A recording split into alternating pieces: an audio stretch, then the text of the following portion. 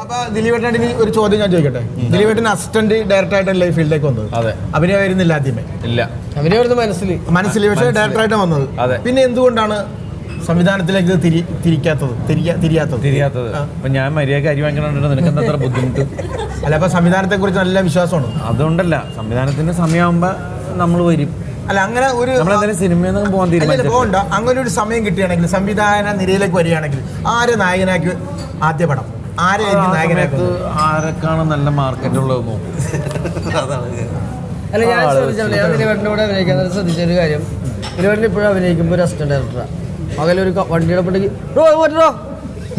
പറഞ്ഞ് ഇപ്പോഴും ഒരു അസിസ്റ്റന്റ് ഡയറക്ടറിന്റെ ജോലി അഭിനയിക്കാനൊക്കെ ചെയ്യുന്നത് ഞാൻ ശ്രദ്ധിച്ചിട്ടുണ്ട്. അല്ല, അത് വണ്ടി മാറ്റുന്നല്ല, നീ അഭിനയിച്ചോണ്ടിരുന്നപ്പോ നിന്നെ മാറ്റുന്നവരെ പറഞ്ഞിട്ടുണ്ട്. അത് അസിസ്റ്റന്റ്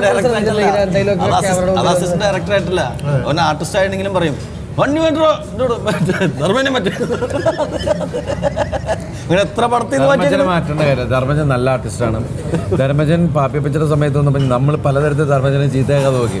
ധർമ്മജൻ വഴങ്ങിയില്ല. ധർമ്മജന്റെ മനസ്സിലുള്ളൊരു ശങ്കരാടിച്ചേട്ടൻ്റെ ഒക്കെ രീതിയിലുള്ള ലൈവ്ലി ആക്ടിംഗ് ആണ് ധർമ്മജന്റെ രീതികൾ.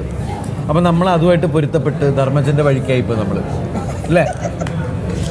ഓക്കെ, ഞാൻ ആ പടത്തിൽ അഭിനയിക്കുമ്പോഴേ ഈ സ്കൂള് കത്തിയിട്ട് ചെന്ന് ഞാൻ ദിലീപേട്ടനോട് പറയണ ഒരു രീതിയുണ്ട്. ചേട്ടാ അത് കത്തിപ്പോയെന്ന് പറഞ്ഞാൽ ഇങ്ങനെ 3 പ്രാവശ്യം റിഹേഴ്സൽ എടുത്തപ്പോഴും ഇങ്ങനെയെന്ന്. അപ്പോൾ ദിലീപേട്ടൻ ചോദിക്കണേ, നീ AVM എംബ്ലമാണ്.